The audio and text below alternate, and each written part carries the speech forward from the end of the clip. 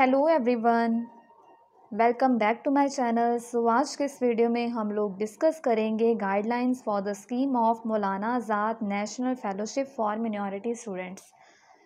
इनको अपडेट किया गया है जुलाई 2020, यानी कि कल ही इनको अपडेट करके यूजीसी ने अपनी ऑफिशियल वेबसाइट के ऊपर अपलोड किया है। आज की इस वीडियो में हम लोग देखेंगे कि मौलाना आज़ाद नेशनल फेलोशिप जो कि है मिनॉरिटी स्टूडेंट्स के लिए, उसमें क्या क्या चेंजेस यूजीसी ने किए हैं। इसके अलावा इसके एलिजिबिलिटी क्या है, यानी कि कौन कौन से स्टूडेंट्स इसके लिए अप्लाई कर सकते हैं। इसके अलावा इसको आप में कितनी अमाउंट तक स्कॉलरशिप जो है वो दी जाती है, सब कुछ हम लोग आज के इस वीडियो में डिस्कस करेंगे। Let's get started. यहाँ पर हम लोग देखते हैं सबसे पहले ऑब्जेक्टिव क्या है स्कीम का। The objective of the fellowship is to provide 5-year fellowship in the form of financial assistance to the students from minority communities notified by the central government to pursue MPhil and PhD। यानी कि ये जो scheme है इसका benefit दिया जाएगा minority community के students को जो कि MPhil और PhD कर रहे हैं, उनको इसका जो बेनिफिट है वो दिया जाता है। यहाँ पे देखते हैं कि कौन कौन सी यूनिवर्सिटी में हमें ये जो स्कॉलरशिप है ये दी जाती है। यहाँ पे as you can see central और state university, deemed university, institution fully funded by state और सेंट्रल गवर्नमेंट, और इसके अलावा institution of national importance as notified by the ministry of human resource development. यानी कि अगर आप लोग इन इंस्टीट्यूशन में अपनी जो PhD कर रहे हो तो यहाँ पे आपको जो इस स्कीम का, इस स्कॉलरशिप का जो बेनिफिट है वो मिलेगा। देखते हैं कि अब इसके अलावा इसका स्कोप क्या है। स्कोप ये है कि इसके अंडर आप लोगों को फाइनेंशियल असिस्टेंस दी जाएगी उन स्टूडेंट्स को, मिनॉरिटी कम्युनिटी के स्टूडेंट्स को, pursuing regular and full time research studies leading to the award of MPhil और PhD degree within India only. यानी कि मिनॉरिटी कम्युनिटी के वो वाले स्टूडेंट्स जो कि फुल टाइम PhD में एनरोल्ड हैं, यानी कि कोई भी पार्ट टाइम काम वो नहीं करे, वो फुल टाइम इन्वॉल्व हैं अपने रिसर्च प्रोग्राम में, उनको ही इस स्कीम का जो बेनिफिट है वो दिया जाएगा।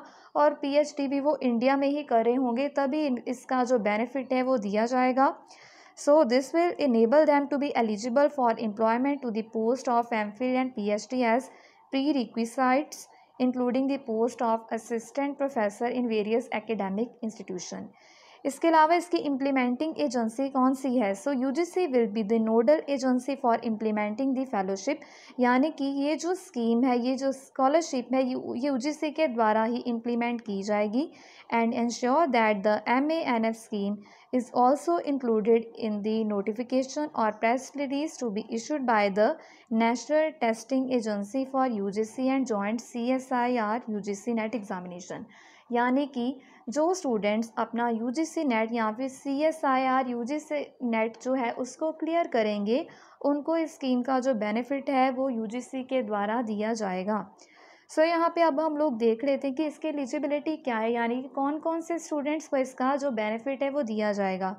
यहाँ पे सबसे पहले है कि ही और she should belong to one of the minority community notified under section 2। यानी कि सबसे पहला जो सबसे इम्पॉर्टेंट है, यानी कि आप लोग मिनॉरिटी कम्युनिटी से बिलोंग करते होने चाहिए। यानी कि जो भी कैंडिडेट्स मिनॉरिटी कम्युनिटी, अब मिनॉरिटी कम्युनिटी में कौन कौन सी कम्युनिटी आती है, तो यहाँ पे बुद्धिस्ट, क्रिश्चियन, जैन, मुस्लिम, सिख और पारसी जो कम्युनिटी है ये मिनॉरिटी कम्युनिटी है।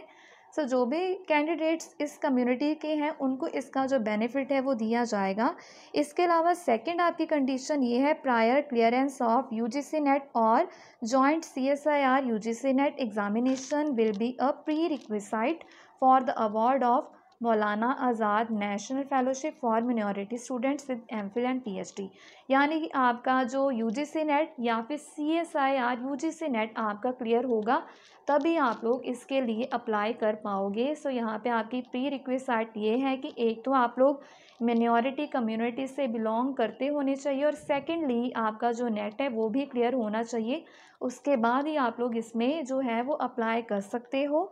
The third is the eligibility condition will be as per notification for UGC NET and joint CSIR UGC NET examination. So जैसे कि हमें पता है कि UGC नेट में जैसे कि हमें बोला जाता है कि मास्टर्स में हमारे इतने परसेंटेज तक मार्क्स जो हैं वो होने चाहिए। सो यहाँ पे भी वही एप्लीकेबल रहेगा। आपके जो मार्क्स है जैसे कि जनरल कैटेगरी के लिए होते हैं 55% मार्क्स, तो इसके हिसाब से ही जैसे जैसे UGC में हमसे मांगे जाते हैं मार्क्स, वैसे ही इसके जो एलिजिबिलिटी है इस स्कीम के लिए भी आपकी सेम ही रहेगी। इसके अलावा the minority community candidates who have already secured admission and qualified net examination will be given preferences.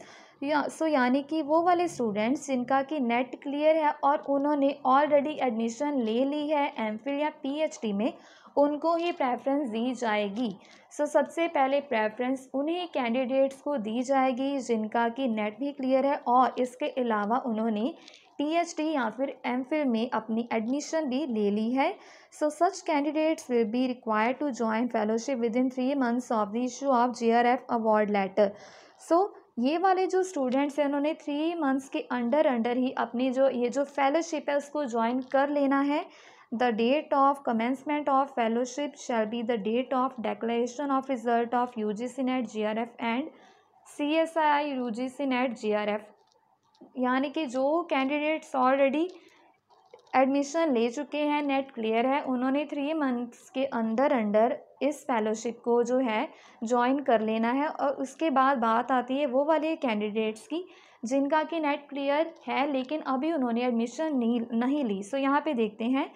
In case sufficient candidates who have already secured admission are not available, candidates who have not yet secured admission will also be selected in the order of merit in the net examination।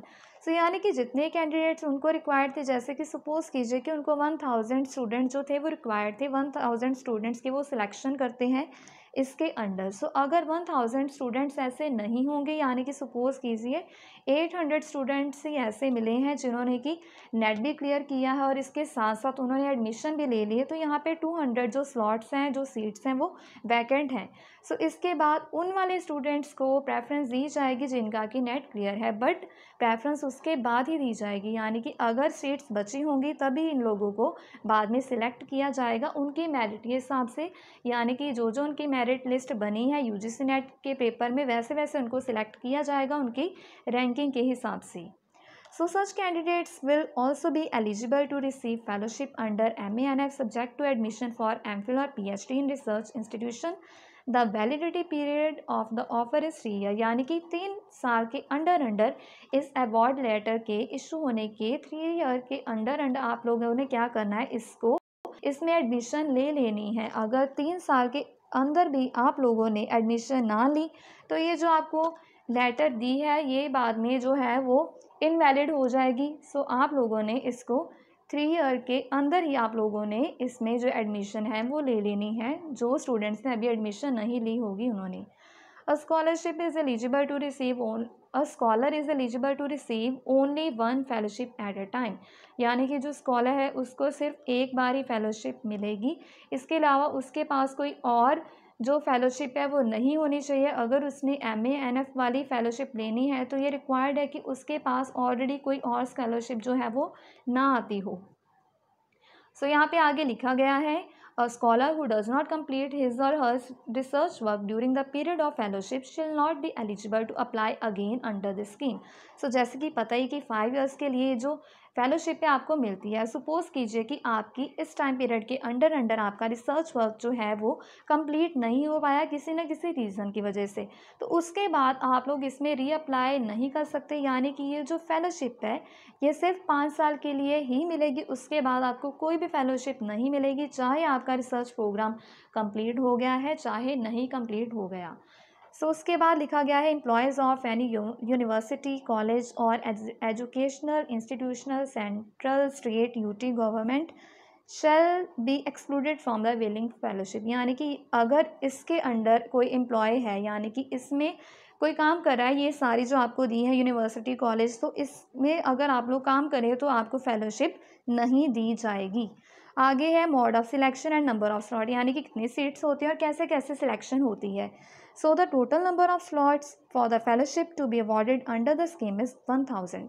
सो यहाँ पे 1000 slots यानी कि 1000 seats होती हैं, और उसमें जो 750 seats होती हैं वो यूजीसी नेट वाले कैंडिडेट्स के लिए होती हैं, और 250 जो सीट्स हैं वो होती हैं CSIR UGC नेट वाले स्टूडेंट्स के लिए। सो यहाँ पे आप लोग देख पा रहे हो कि कितना कंपटीशन है। अगर आप लोगों ने इस स्कॉलरशिप को लेना है तो इसमें बहुत कंपटीशन है। सो जैसे कि आप लोग देख पा रहे हो कि नंबर ऑफ़ सीट्स बहुत कम है, और इसके लिए अगर आपका अच्छा रैंक होगा तभी आपको जो सीट है वो यहाँ पे मिलेगी। सो उसके बाद 30% of the fellowship shall B air marked for women students, यानी कि 30%। अब इसमें भी कोटा फिक्स्ड है, यानी कि इन सीट्स में भी जो 30% कोटा है वो विमेन कैंडिडेट्स का सिक्योर्ड है, यानी कि स्त्रियों के लिए वो जो कोटा है वो रखा गया है, और रिमेनिंग 70% विल बी जनरल, और 70% जो है वो जनरल है। So in case there are shortage of women candidates, the fellowship can be passed on to male students of the same minority communities. अगर सपोज कीजिए कि 30% विमेन नहीं है, यानी कि अगर 30 में से 25 ही कैंडिडेट्स मिले हैं जो कि विमेन है, सो 25 को छोड़ के 5% जो बची है वो जो सीट्स हैं वो किनको दे दी जाएंगी, मेल स्टूडेंट्स को, जो कि उसी मिनॉरिटी कम्युनिटी के होंगे। मेल स्टूडेंट्स को ये जो सीट्स हैं वो दे दी जाएंगी। The reservation for differently able students shall be made as per UGC norm, यानी कि जो डिफरेंटली एबल स्टूडेंट्स हैं उनके लिए जो रिजर्वेशन है वो यूजीसी नॉर्म्स के हिसाब से रखी जाएगी। And community wise selection of scholars at the national level will be done on the basis of their pro rate population. So community wise जो है वो भी कोटा फिक्स्ड है, उसी के हिसाब से इन कम्युनिटीज़ में भी जो कोटा है वो फिक्स्ड है, यानी कि सिक्स को कितनी देनी है, मुस्लिम्स को कितनी देनी है, वो कोटा फिक्स्ड है, उसी के हिसाब से आपको जो सीट्स हैं वो दी जाएंगी। And unutilise fellowship slot of any community will be transferred to eligible scholars of other notified minority community। अगर सपोज कीजिए कि किसी एक कम्युनिटी की में जो फेलोशिप की जो सीट्स थी वो अनयूटिलाइज रह गई हैं, यानी कि खाली रह गई हैं, तो वो जो सीट्स हैं वो दूसरी कम्युनिटी को जो है वो दे दी जाएंगी। अब इसके बाद आता है ड्यूरेशन, यानी कि कितने सालों के लिए हमें ये जो फेलोशिप है वो दी जाएगी। सो यहाँ पे एमफिल, अगर आप लोग एमफिल करें तो एज यू नो कि जो एमफिल का कोर्स होता है वो 2 इयर्स का होता है। सो यहाँ पे आपको जीआरएफ मिलेगी 2 सालों के लिए, और एसआरएफ इसमें नहीं मिलेगी क्योंकि कोर्स ही 2 साल का है, तो एसआरएफ कहाँ से मिलेगी। उसके बाद पीएचडी। सो जैसे कि हमें पता है कि पीएचडी का जो ड्यूरेशन है वो मोस्ट प्रॉबेबली 5 इयर्स का होता है। अगर आपका 5 इयर्स में हो रही है पीएचडी तो पहले 2 सालों में आपको जूनियर रिसर्च फेलोशिप और रिमेनिंग 3 इयर्स में आपको सीनियर रिसर्च फेलोशिप जो है वो दी जाएगी। और अगर आप लोग एमफिल प्लस पीएचडी कर रहे हो यानी कि 7 इयर्स बन गए, लेकिन आपको जो स्कॉलरशिप है वो सिर्फ 5 इयर्स के लिए दी जाएगी। इसमें भी पहले 2 साल आपको जीआरएफ और जो रिमेनिंग 3 इयर्स है उसमें आपको एसआरएफ जो है वो दी जाएगी। सो अब यहाँ पे एक इम्पॉर्टेंट बात आती है कि the gap period of the continuation from MPhil to PhD under the doctoral fellowship scheme shall be 2 years, यानी कि अगर सपोज कीजिए कि आपको ये फेलोशिप मिली है, पहले आप लोग एमफिल कर रहे हो बट अब आपने थोड़ा सा गैप डाल लिया है पीएचडी करने में। सो जो गैप है आप लोग मैक्सिमम से मैक्सिमम यहाँ पे लिखा हुआ है कि 2 साल का गैप आप लोग डाल सकते हो, यानी कि पहले 2 साल आप लोगों ने जीआरएफ ले ली अपनी एमफिल में, अब आपने पीएचडी करनी है लेकिन अभी आपका मन नहीं है या फिर किसी ना किसी रीज़न की वजह से अभी आप लोगों ने एनरोलमेंट नहीं करी, तो आपको इसके लिए 2 साल के अंदर ही आप लोगों ने जो पीएचडी है उसमें एनरोल कर लेना है। सो यहाँ पे लिखा गया है however the total tenure of fellowship will remain 5 year excluding the gap period. So जो गैप पीरियड है उसको इंक्लूड नहीं किया जाएगा, आपकी जो फेलोशिप है वो आपको बाद वाले 3 साल में मिलेगी। ये नहीं कि अगर आप लोगों ने 2 साल का गैप डाल दिया है तो वो 2 साल आपके जो फेलोशिप के हैं वो जो कट जाएंगे, ऐसा नहीं होगा। सो आप लोग गैप ले सकते हो 2 साल का, और उसके बाद जो आपकी फेलोशिप है वो 2 साल उसको इंक्लूड नहीं किया जाएगा। अगले 3 सालों के लिए आपको जो आपकी फेलोशिप का जो अमाउंट है वो मिलेगा। No fellowship shall be paid during the gap period. और ये जो गैप आपने डाला है इसमें आपको कोई भी फेलोशिप जो है वो नहीं दी जाएगी। अब सबसे मेन बात, रेट ऑफ फेलोशिप, यानी कि कितना अमाउंट आप लोगों को मिलेगा अगर आप लोगों को ये फेलोशिप मिल जाती है। So the fellowship in science, humanities and social science. तो अगर आप लोग science, humanities and social science से हो, यानी कि यूजीसी नेट आप लोगों ने क्लियर किया है, तो आपको 31,000 इनिशियल 2 ईयर, यानी कि जेआरएफ में आपको 31,000 जो है वो मिलेगा। और fellowship in engineering and technology, and अगर आप लोग इंजीनियरिंग एंड टेक्नोलॉजी से हो तो आप लोगों को 35,000 जो है वो एसआरएफ जो है वो मिलेगा। यानी कि यहाँ पे दिखा गया है कि अगर आप लोगों ने फेलोशिप ली है साइंस, ह्यूमैनिटीज, सोशल साइंस और इंजीनियरिंग एंड टेक्नोलॉजी में, आपको यहाँ पे 35,000 मिलेगा। और शुरुआत में आपको 31,000 जीआरएफ दी जाएगी दोनों ही में, social humanity, social science humanity, social science, engineering and technology में जो जूनियर रिसर्च फेलोशिप का अमाउंट है ये 31,000।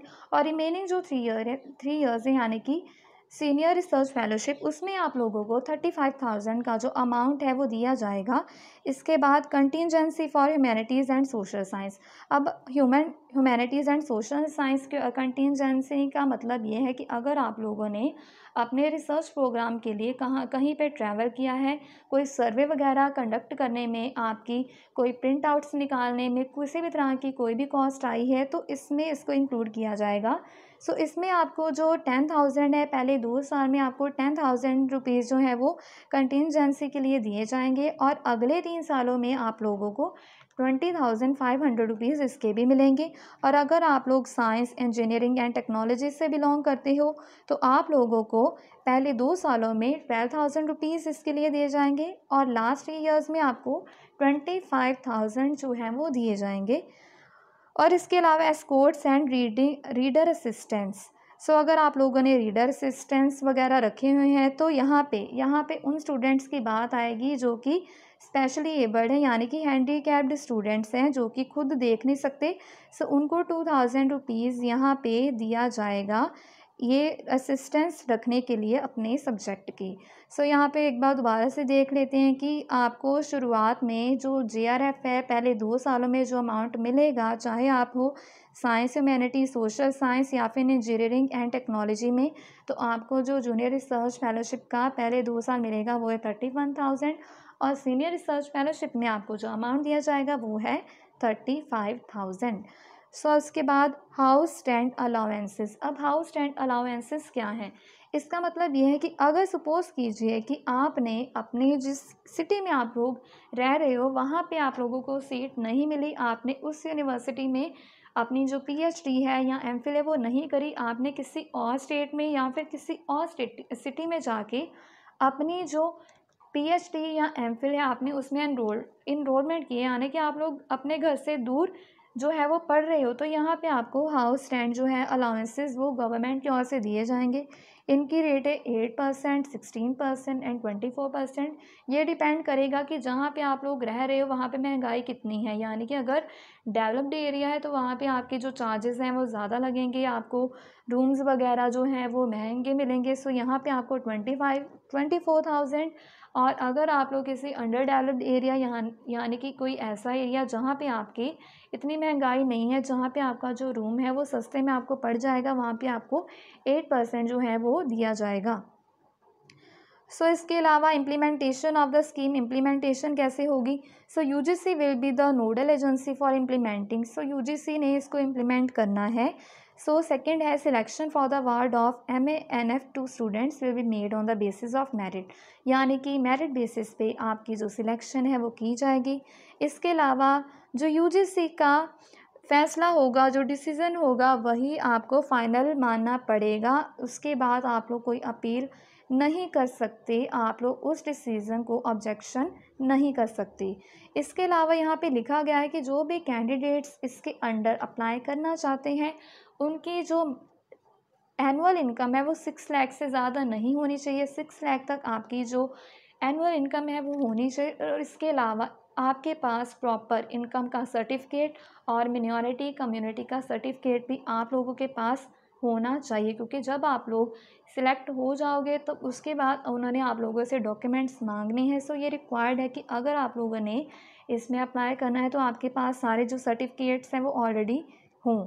सो यहाँ पे लिखा गया, in case any candidates obtaining a Maulana Azad national fellowship for minority students fraudulently the cancellation should be automatic, यानी कि अगर कोई फ्रॉड निकलता है तो उसकी जो फेलोशिप है उसको कैंसिल कर दिया जाएगा, और उसके अलावा जो आपको अमाउंट अब तक दिया गया होगा उसको विद इंटरेस्ट आपसे चार्ज किया जाएगा। सो कोई भी स्टूडेंट्स फ्रॉड यहाँ पे नहीं कर सकते, क्योंकि अगर फ्रॉड करोगे तो पकड़े जाओगे। उसके बाद जो भी आप लोगों ने अमाउंट रिसीव किया होगा वो आपको इंटरेस्ट के साथ दोबारा चुकाना पड़ेगा।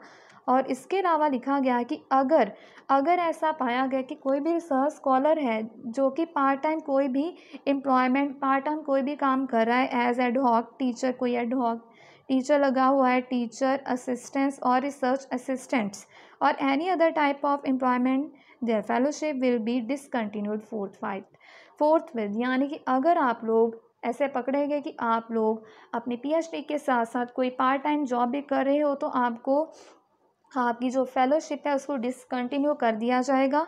सो इसके लिए ये रिक्वायर्ड है कि जो भी कैंडिडेट्स हैं फुल टाइम अपनी पीएचडी में ही एनरोल्ड हों, कोई भी किसी भी तरह का कोई पार्ट टाइम जो है वो ना करते हों। सो ये जो थे ये मेन थे इस नोटिफिकेशन के, जो कि मैंने आपको पढ़ के सुना दी है। और इसके अलावा इसका जो लिंक है वो मैं डिस्क्रिप्शन बॉक्स में दे दूँगी, ताकि जो भी स्टूडेंट्स इसको पढ़ना चाहते हैं वो बड़े ध्यान से इसको पढ़ लें और इसके बाद जैसे भी अप्लाई करना होगा इसको अप्लाई कर लें। So this was all about today's video. Thanks for watching.